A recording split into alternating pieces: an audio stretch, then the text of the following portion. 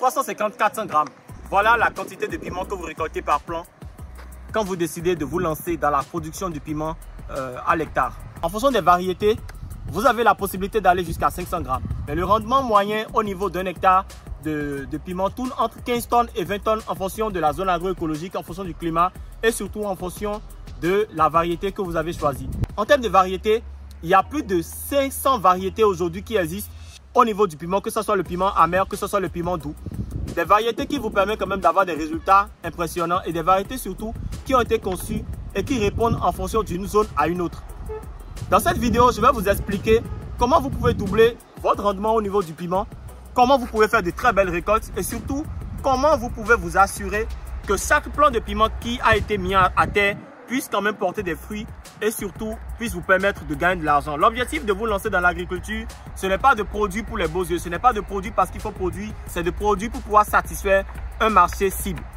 Et dans cette mission-là, que l'agriculteur, que le cultivateur, que l'entrepreneur ou encore que l'agripreneur se donne, il lui revient à lui maintenant dans la mise en place de ce projet de mettre en place tout ce qui est astuce, tout ce qui est stratégie pour lui permettre de gagner plus que ce qu'il espère. Bienvenue sur cette chaîne YouTube où nous parlons d'agriculture, nous parlons de planification, de gestion de projet, nous parlons d'entrepreneuriat et surtout nous parlons des secteurs de l'agriculture qui ont une forte valeur ajoutée, des secteurs qui sont rentables, des secteurs qui vont vous permettre de vous spécialiser, de lancer des entreprises agricoles fortes et surtout de gagner beaucoup d'argent. Aujourd'hui, je vais partager avec vous comment vous devez réussir à forcer vos plants de piment à doubler le rendement initial. La castration a d'abord pour objectif, a d'abord pour rôle de répartir équitablement la sève au niveau des différentes branches du piment. Première chose. Deuxième chose, la castration a pour rôle de concentrer la sève au niveau des différentes branches dans l'unique objectif d'augmenter la floraison et aussi la fructification. Vous savez, quand vous êtes dans le secteur de la production, vous savez que d'habitude sur une plantule ou bien sur un jeune plant, quand vous avez plus de fleurs, c'est que vous avez forcément plus de fruits qui se préparent à apparaître. En procédant à la castration, l'objectif, c'est de réduire un peu les feuilles et d'augmenter surtout les chances au niveau de ce jeune plant de piment-là d'avoir plus de fleurs et d'avoir plus de fruits. Je vais vous montrer tout à l'heure comment vous devez procéder à la castration, comment vous devez castrer le plant et surtout quand vous devez castrer vos plants de piment pour avoir des plants qui sont bien vigoureux, qui sont bien en forme, des plants qui sont prêts à donner le meilleur d'eux-mêmes pour vous permettre de vendre, d'équilibrer votre comptabilité agricole.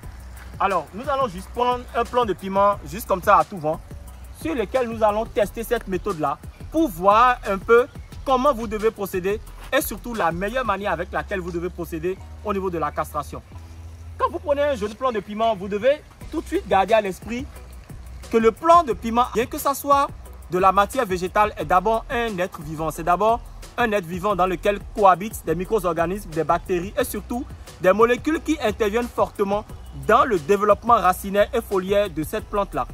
Il est donc important de ne pas choisir une culture, mais de ne pas choisir un plant juste comme ça, mais de traiter déjà le plant à la base, de bien le fertiliser, de bien l'entretenir pour lui permettre d'être au meilleur de sa forme avant de maintenant procéder à la castration. Évitez surtout de choisir des plants qui sont malades, évitez des plants qui ne sont pas sains et surtout quand vous observez qu'au niveau de votre production de piment, il y a un plant qui est attaqué, je vous conseille vivement de le retirer automatiquement pour déjà éviter qu'il contamine les autres plants et surtout pour éviter qu'après la castration, ce plant-là ne meure trop jeune. Alors, ce que nous voyons ici, nous avons un jeune plant de piment qui se porte très bien. D'accord? Vous voyez déjà que ce plant est déjà entré en fructification.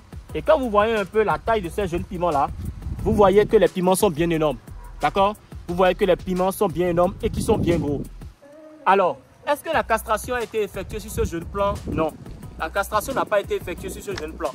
Mais comprenez que le piment a une certaine particularité. Quand vous produisez le piment, quand vous mettez vos jeunes plants de piment en terre, vous avez la possibilité de faire la récolte pendant plusieurs années. Tant que le piment trouve de l'eau et a des nutriments au niveau du sol pour sa croissance, le piment continuera de produire des fruits et des fruits pendant 1 an, pendant 2 ans et même pendant 3 ans après qu'il a été mis en terre.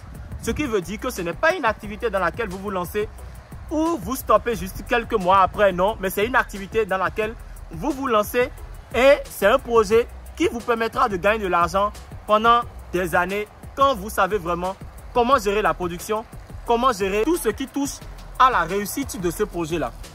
Alors, je vais vous expliquer rapidement quand vous devez castrer le piment et surtout comment vous devez procéder. La première des choses que vous devez observer au niveau de vos jeunes plants avant de procéder à la castration, c'est quoi? C'est l'état des branches au niveau de la plante. Si vous observez qu'au niveau de la plante, il y a plusieurs ramifications au niveau des branches, comprenez automatiquement qu'il y a un gaspillage au niveau de la sève. Parce que ce qui se passe, c'est quoi? Je vous explique. Apportez la caméra.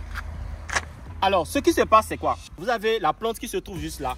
Il y a des ramifications dans le sol et ce sont ces ramifications-là qui vont puiser les éléments nutritifs dans le sol, les envoyer au niveau de la sève qui, après photosynthèse, vont renvoyer la sève élaborée au niveau de ces racines-là qui vont se nourrir maintenant de la sève qui est prête pour pouvoir permettre à la plante de se développer. Mais ce qui se passe, c'est quoi? C'est que vous voyez au niveau des feuilles, il y a énormément de ramifications. Il y a tellement de ramifications que la sève élaborée n'est pas complètement répartie au niveau des branches.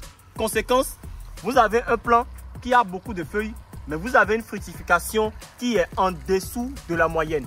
Et quand c'est comme ça, c'est vous qui êtes en train de perdre. Alors, ce que nous allons faire déjà, c'est quoi? Nous allons prendre chaque branche et nous allons observer les branches qui sont les plus prometteuses. Ce sont ces branches-là que nous allons laisser. Et les branches les moins prometteuses, nous allons essayer de les détruire pour permettre au plant de mieux se développer et surtout de donner de meilleurs résultats. Alors, j'observe ici une première branche. D'accord? Je coupe. J'observe ici une seconde branche. Je coupe. Je vois que cette branche-là a porté un jeune plant de piment. Je vais juste enlever cette feuille-là. Je vais juste... Voilà, je vois qu'ici, il y a une branche où bientôt il y a la floraison qui va commencer. Je peux me permettre de laisser. Je vois qu'au bout ici, il y a une branche qui ne sert à rien. Je vais laisser tomber. Et j'attaque une seconde branche. Je coupe également. Je vais couper ici. J'observe également cette branche-là. Alors, ici, je coupe aussi. Et ensuite, j'observe maintenant au niveau des autres branches. Alors, je vois ici qu'il y a une branche principale et il y a des branches secondaires. Qu'est-ce que je fais dans ce cas? J'observe bien les branches secondaires et j'essaie de voir s'il n'y a pas la présence de fleurs. S'il y a la présence de fleurs, je laisse tomber et j'observe maintenant la branche tertiaire. Au niveau de la branche tertiaire, si je vois qu'il n'y a ni floraison, qu'il n'y a ni fructification, qu'est-ce que je fais? Je coupe et je permets maintenant à la plante de mieux répartir cette sève-là de manière équitable au niveau des différentes branches. Donc, qu'est-ce que je disais tout à l'heure? Alors, j'observe cette branche-là. Vous voyez, ce que nous avons, c'est une branche où il y a juste des feuilles, mais il n'y a pas de fleurs. Alors, je coupe ici également. J'observe là aussi, je vois qu'il n'y a rien. Je coupe. Et ici, je coupe aussi. Alors, je prends maintenant une autre branche. Doucement. Je prends aussi une autre branche. Je vois que là, nous avons des fleurs. Je vois là, nous avons des fleurs. Je vais juste me permettre de couper là. Voilà, c'est parfait. Alors, je prends également une autre branche et je fais la même chose. Vous savez, ce n'est pas beaucoup de feuilles qui déterminent que votre plante se porte bien. Non, le plant ne se porte pas bien quand il y a beaucoup de feuilles, loin de là. Le plant se porte bien déjà quand il y a de l'eau, quand il n'y a pas une carence hydrique, quand il n'y a pas une carence au niveau des éléments nutritifs du sol et surtout quand vous observez les deux faces des feuilles et vous voyez vraiment qu'il y a de très bons résultats, qu'il n'y a pas d'attaque, qu'il n'y a pas de maladie. Et plus important encore, votre plante se porte bien quand dans l'itinéraire technique que vous avez décidé d'adopter, vous voyez que le timing est parfait. J'ai fait une vidéo ici où j'expliquais qu'après avoir mis nos jeunes plants en terre, 51 jours après, nous avons commencé avec la récolte. Et cette récolte à laquelle nous avons commencé, nous sommes en train de la faire depuis 3 semaines déjà et nous faisons la récolte 1 à 2 fois par semaine. Et les résultats sont juste impressionnants. Alors, je continue à castrer mon jeune plant. Qu'est-ce qui va se passer? Une fois que j'ai castré mon plant, je commence à arroser fréquemment et je fais un apport de fumier.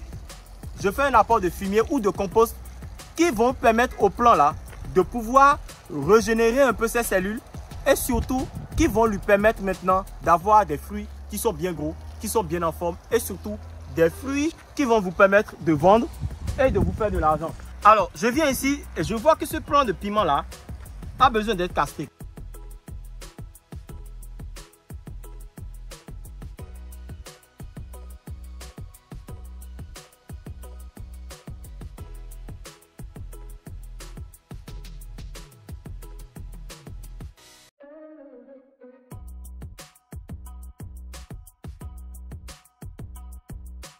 Alors je coupe jusqu'à ce que je vois clairement qu'au niveau de chaque branche, nous avons juste quelques feuilles qui vont permettre à la sève élaborée ou bien à la sève brute de subir la photosynthèse et ensuite de pouvoir maintenant nourrir nos jeunes plants de piment. Alors, voilà, ici également je coupe et c'est parfait. Alors, une fois que j'ai fini avec ma castration, qu'est-ce que je fais maintenant? Je fais maintenant un apport de fumier.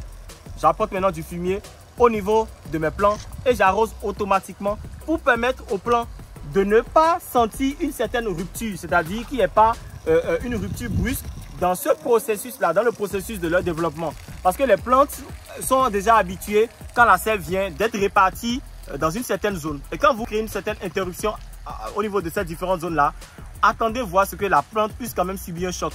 J'apporte du compost, j'apporte du fumier pour permettre à ma plante d'être assez nourrie pour pouvoir passer cette période difficile. Et après cette période, je vous assure que vous aurez des fruits bien en forme, des fruits qui sont bien gros, des fruits qui sont bien jolis, des fruits qui sont bien mûrs et surtout des fruits qui sont prêts pour la vente.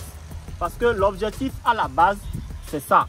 L'objectif, ce n'est pas de produire parce qu'il faut produire, non. L'objectif, c'est de produire parce que nous voulons faire de belles récoltes ici pour la vente.